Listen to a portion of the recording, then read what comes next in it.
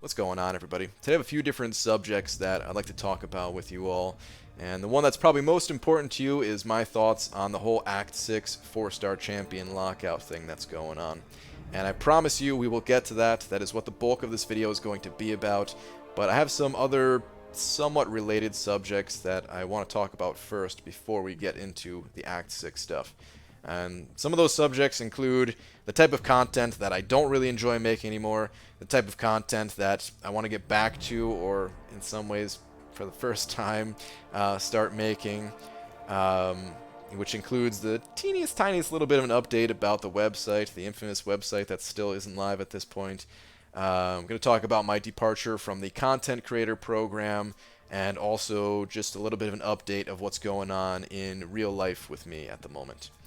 So let's just lump all that stuff together and talk about it real quick. And again, I know people probably just want me to start out by talking about Act 6. I know in some people's eyes it's probably looking like I'm avoiding talking about the subject, even though I talk about it extensively every single night during the live streams. It makes up the majority of what we all talk about at night.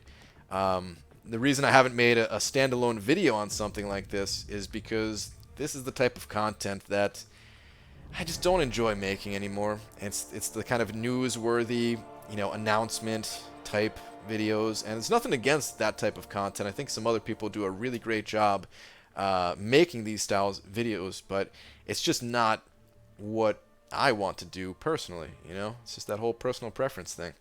And I've made a lot of these types of videos in the past, and from time to time I'll continue making them in the future, especially when it's a subject like this that is just it's taken over the entire community. Nobody could talk about anything other than Act 6. But really, I rather just prefer to talk about that stuff during the late night live streams, where there's hundreds of us from all different experience levels, all different personal viewpoints about the game, and just have a discussion about things. I find that to be way more interesting than me just going through a forum post, breaking it down a little bit, and then sharing my own personal thoughts. I just don't enjoy it. So I haven't made a ton of videos like that in the past, and like I said, I'll continue to make some in the future, but don't expect too much of that. So nothing's really changing there, but just wanted to let you guys know. And the type of content that I would like to get back to, or in some ways kind of do for the first time, is really just some higher quality content. I've got a ton of videos and live streams on the channel. I don't know how many at this point. It's got to be over 1,000, and 99.9% of all that stuff is just meh.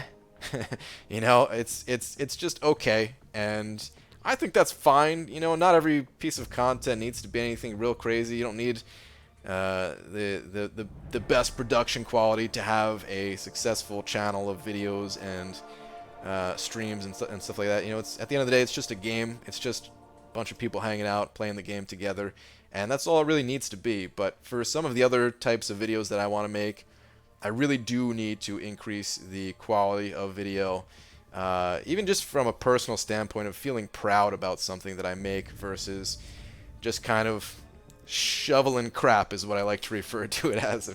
I'm just doing whatever. I literally picture myself holding a shovel and picking up elephant turds and just shoveling it out there. That's how I view making some of these videos, and it just doesn't feel good, man. So I need to increase the quality of content, and I also need to get the website live for a few different reasons. So my goal with the website is to have it live by summer of this year, and it's kind of scary sharing that deadline goal with you guys because we all know I've missed it in the past. And not just by a small amount, so who knows, man. I could miss again, but I'm trying really hard to get it out.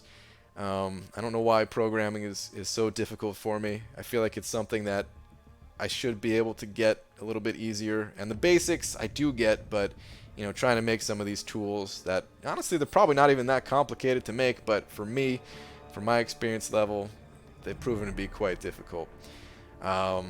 So yeah, the goal is to get it live by summertime, and one of the reasons for that is kind of the real life stuff that's going on with me, where I'm going to be moving again in the summertime.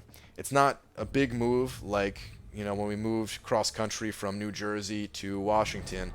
We're going to be staying in the state of Washington We don't know exactly where we're going yet, which, I mean, not like I would tell you guys the exact address anyway, but it's not going to be like the biggest of moves. We're just, we're trying to find a place that's a little bit better than what we currently have. When we moved across country, we had no idea what the financials were going to be like. My wife technically wasn't, she had a job, but hadn't started working yet. For like the first couple of months, things were getting kind of rough for a little while there. Of course, things have gotten much better since then, but the apartment that we found was like the cheapest thing that we could find. And, we're still very lucky to have this place that we're in now. Back in New Jersey, for our entire lives, we lived like 5 minutes away from Newark, New Jersey. And we know the difference between an area that can be kind of rough to live in versus the area that we live in now. And we're very lucky to be where we are now.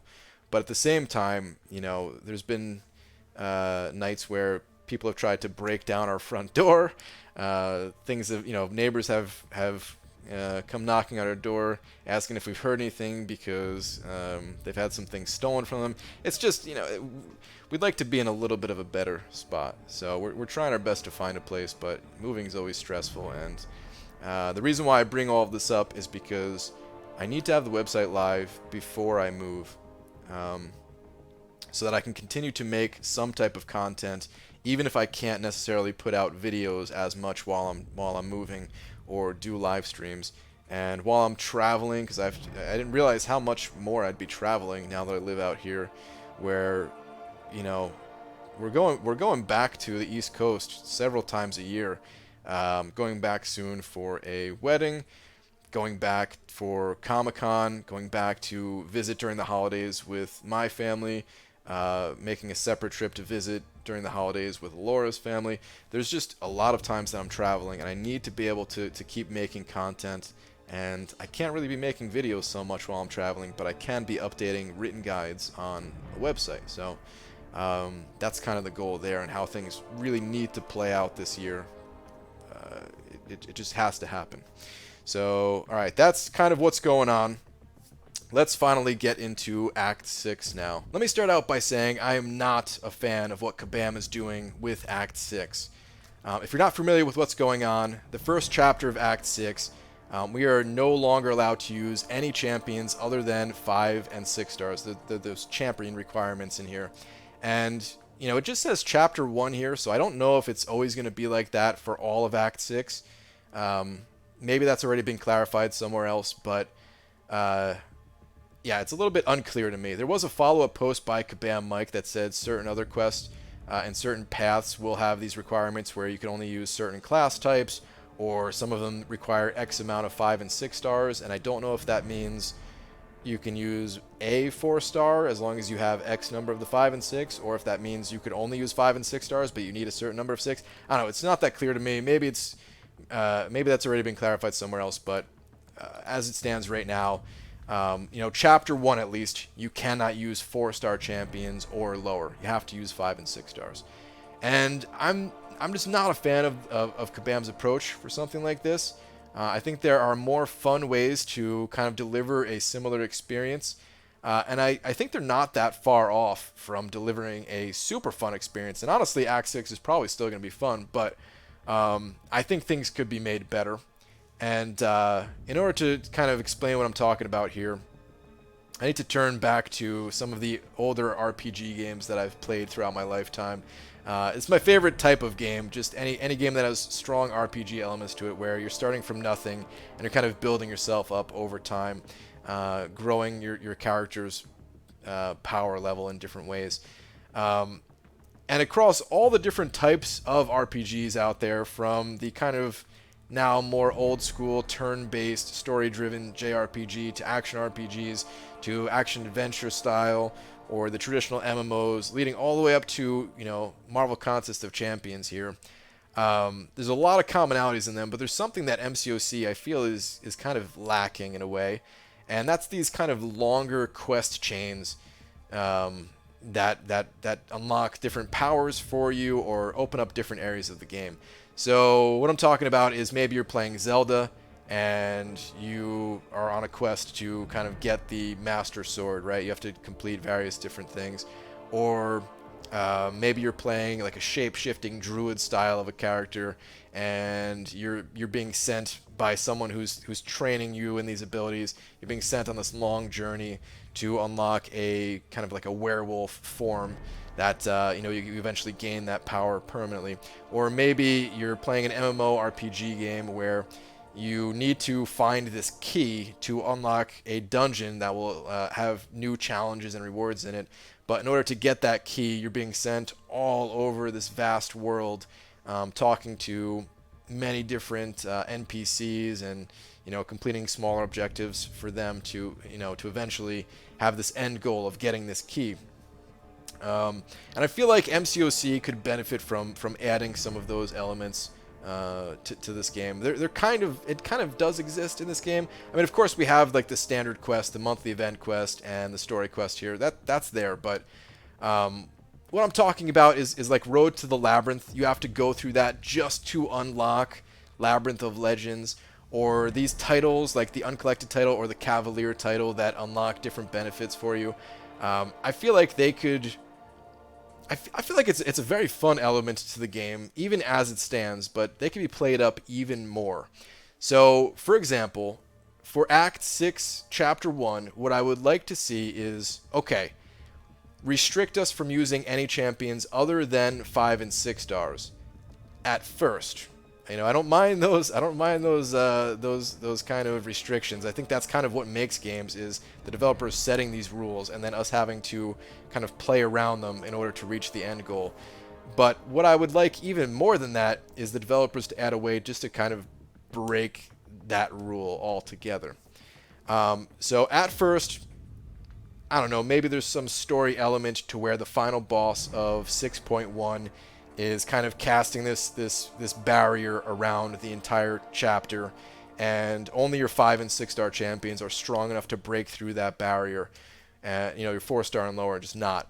But then after you beat that boss for the first time, you kind of knock them out and you kind of break that spell where they're no longer able to cast this barrier, and now you're able to bring in all of your normal star level champions, so your 3 and 4 stars and all that.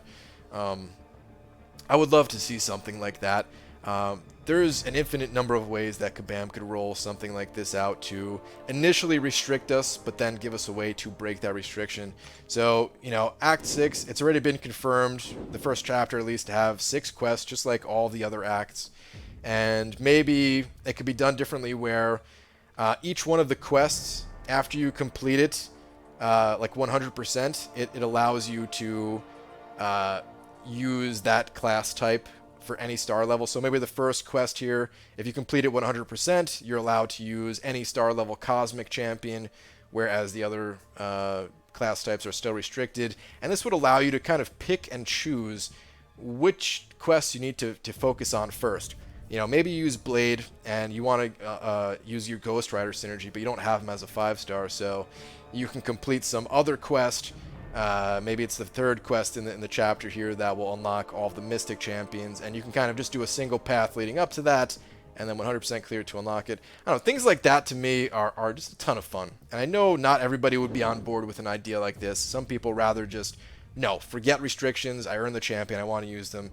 And I get it, that's fair, but for me personally, I like the idea of a restriction, but only if there's a way to break that restriction and kind of advance ourselves in the game in a way that, now we're okay. Like there's some objective. It just feels more like a complete game rather than just getting to Act 6 and saying, okay, you can no longer use your 4-star champions. It feels like more like a complete game if there's some story around it as to why we can't use them, and then we're sent on this journey to kind of unlock that potential again. It doesn't have to be related to Act 6. Maybe we get a message from the Collector, the Grandmaster, or whatever, and we have to go defeat, I don't know, Maestro in Act 4 to allow us to use a certain class type champion, but we have to do it with a certain type of champion, like maybe not our maxed out champions, right? It can't just be something like that. I don't know. For me, that would be super fun, and I think it would kind of fit the best of both worlds, where initially we are restricted and we have to play around these rules that Kabam is setting for us. But it doesn't feel like our time and effort collecting these 4 stars has gone to waste. So that's what I'd personally like to see. So the way I feel about Act 6 is probably pretty similar to how most people feel about it, where, you know, I think Kabam, they probably could have made some different design decisions to make it a more fun overall experience. And I don't necessarily want to see, you know, these trends continue on in content beyond Act 6. But that said, you know, Act 6 is not even out yet. I'm going to reserve some judgment until I can actually play Act 6. It's being released in 2 days. In less than 48 hours from now, we'll all get a chance to be in Act 6. And maybe it'll be really good. Maybe it won't. Maybe my next video is going to come out next week, and it'll be like, man, Act 6 is way worse than I thought. Kabam sucks. They totally dropped the ball. But until I get to actually play it, I'm not going to be raging about something like this, man. I'm just not. And I know that pisses people off. I know people want to see me pissed off about this. And honestly, you know, I wish I could just lie to all of your faces. This is a YouTuber's wet dream right here. When there's a large number of people that are pissed off, if someone making YouTube videos can represent that group of pissed off people, that is when their channel will grow. That is when their channel will thrive. Entire careers are built around things like this.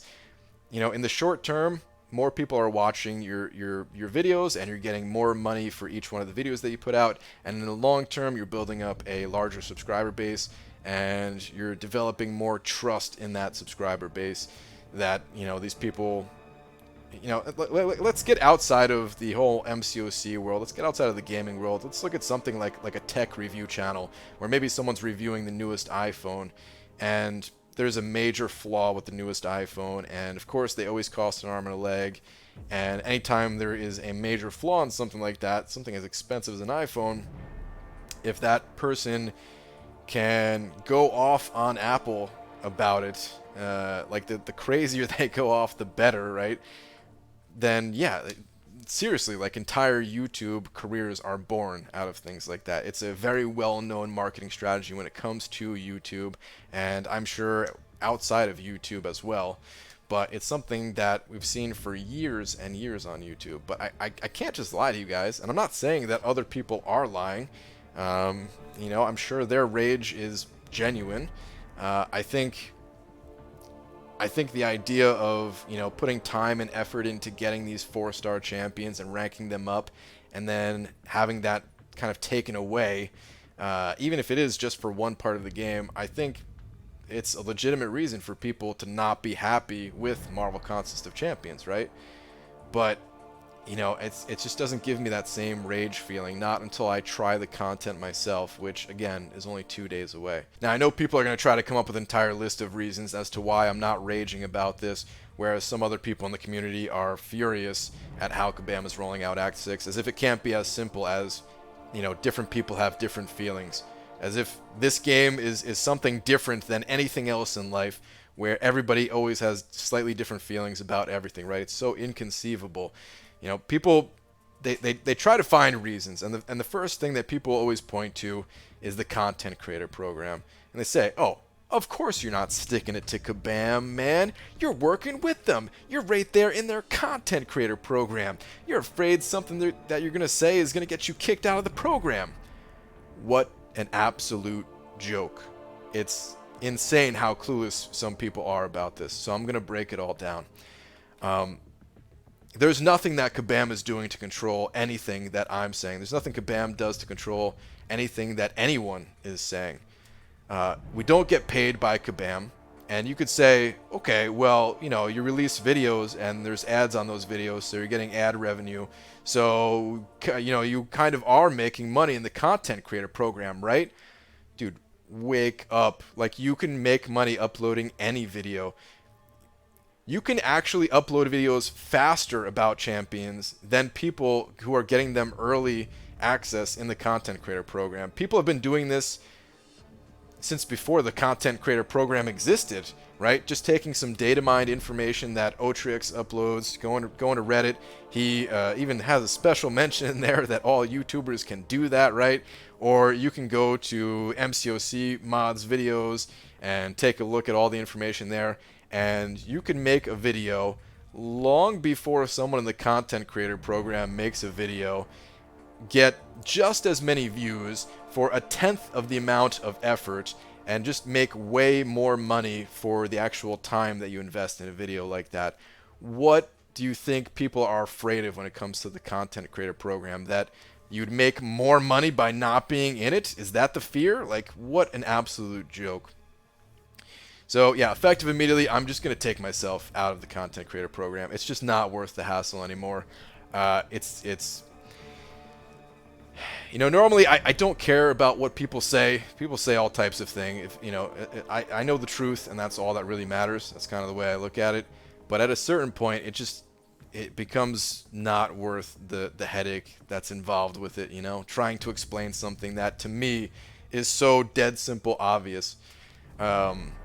It's just not worth it. Maybe it's because of the stress of some of the real life things going on that I just don't want to deal with it anymore. But yeah, that's the plan. Is effective immediately, I'm taking myself out of the content creator program.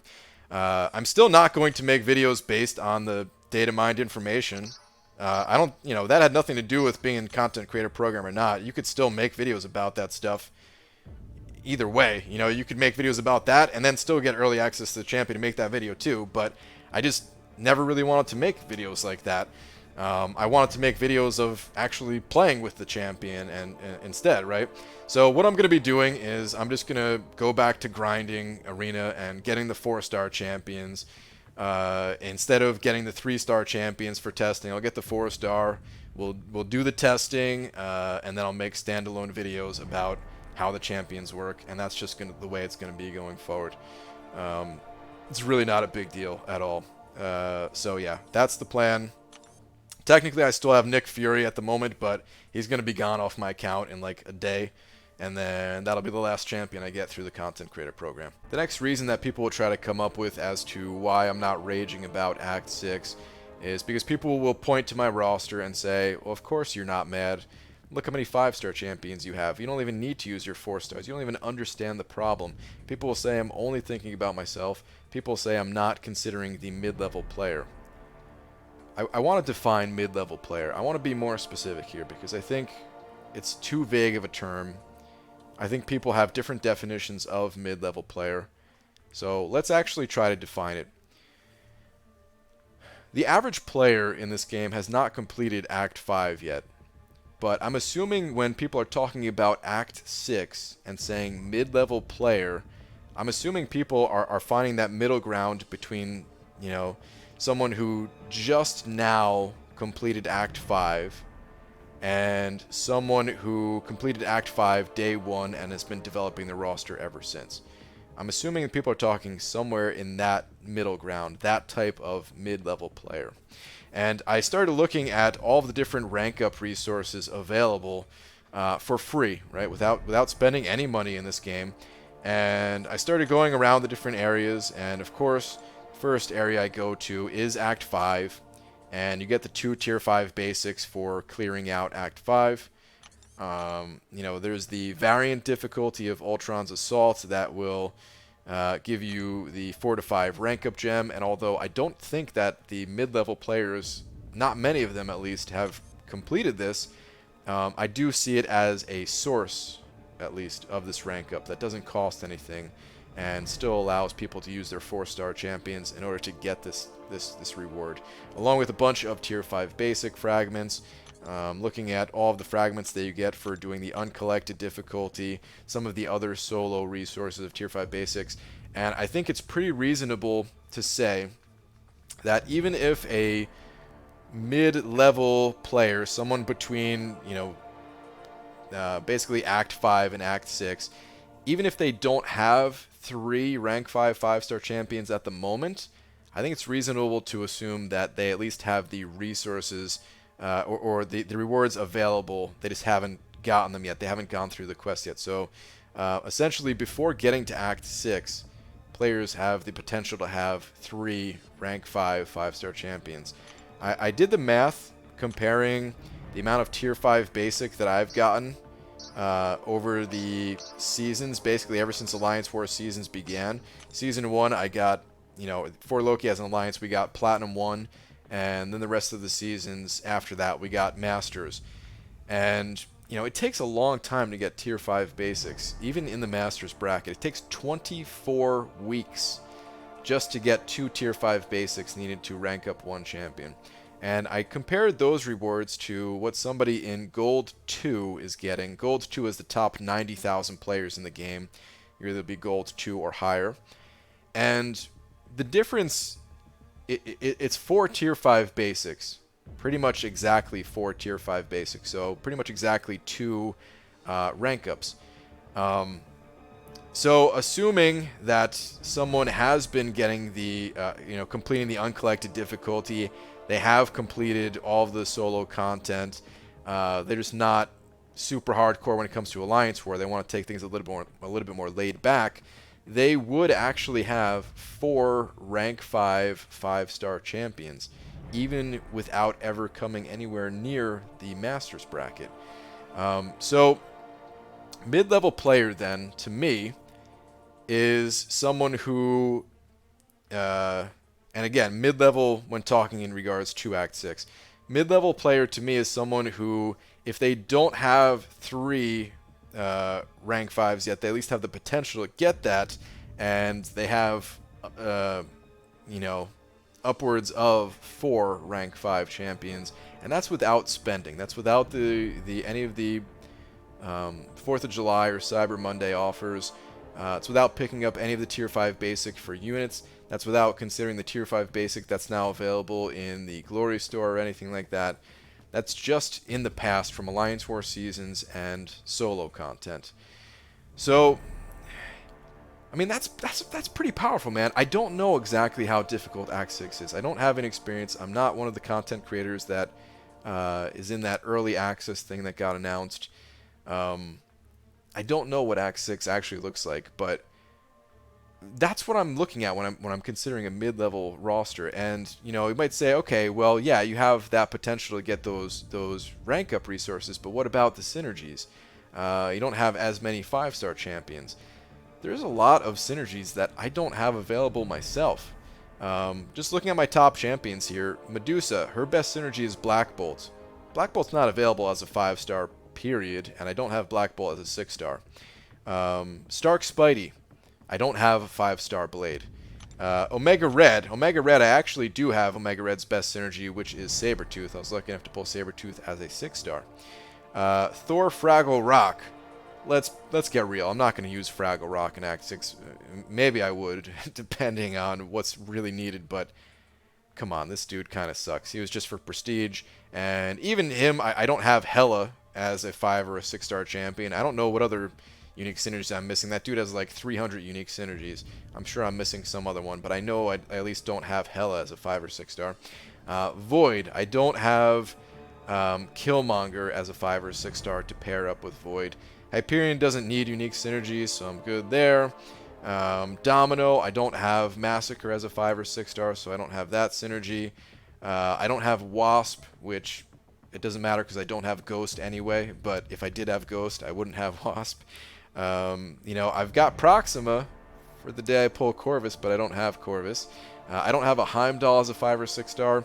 I grinded like crazy for a Mr. Sinister 5-star, not knowing that I wouldn't be able to just use a 3-star, and I missed out on Mr. Sinister after all that effort.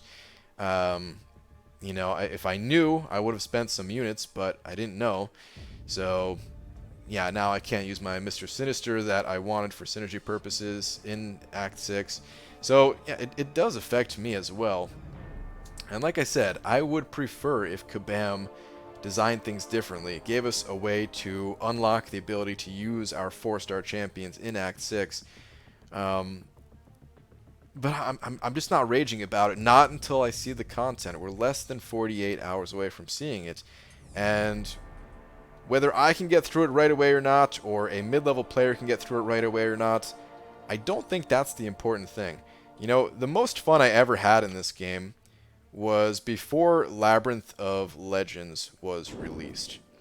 Labyrinth of Legends was released in August of 2016, I believe.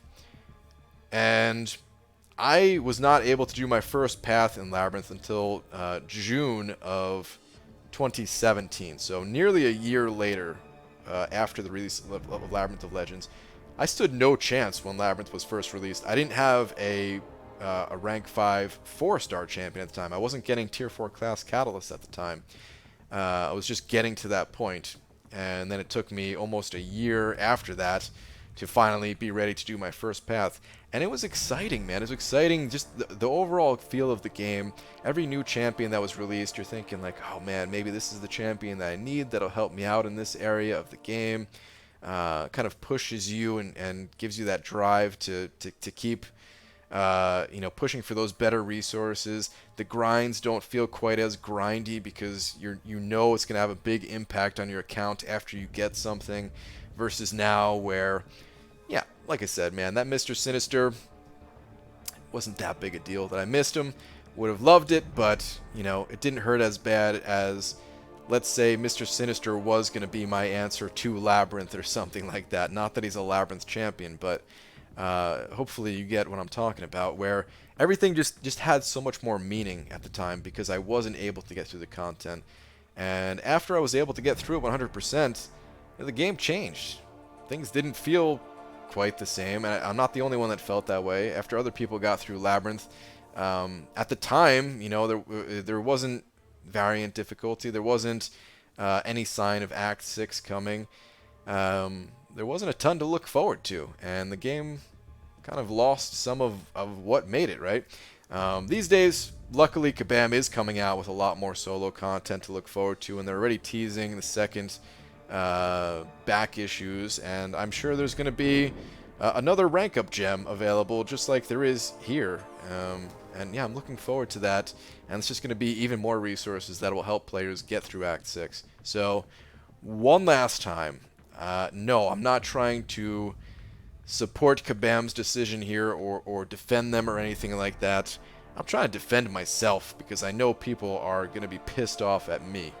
So that's all I'm getting at here as to why I'm not raging for something like this. But yeah, I would prefer if Kabam made some changes to Act 6 and allowed people to use their 4 stars or even lower.